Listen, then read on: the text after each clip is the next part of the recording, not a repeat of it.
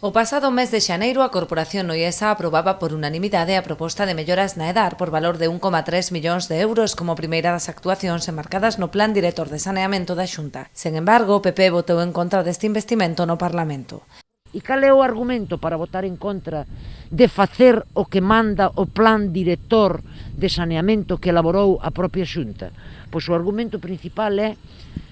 que a Xunta xa fixo moitos investimentos no saneamento de Noia e que agora temos que pedir colaboración ás deputacións, que as deputacións, a Deputación da Coruña neste caso, debe colaborar cos concellos tamén para estas obras. Bueno, o argumento de que teñen que contribuir outras administracións, de que o saneamento é unha competencia municipal, porque se cansan de decilo, todo o mundo sabe que o saneamento é unha competencia municipal, igual que todo o mundo sabe que os concellos, nomeadamente o Concello de Noia, non dispón de orzamentos para levar a cabo obras de infraestructura tan importantes como esta.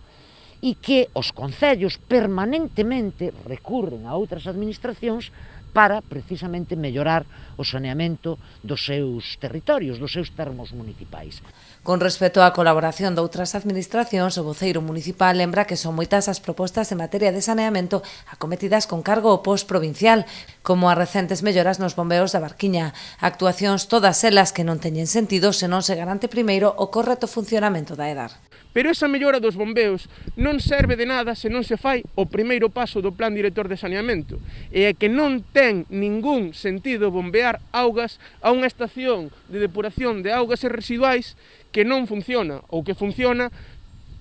prácticamente ao 40% do seu funcionamento total. Polo tanto, nós anunciamos un firme non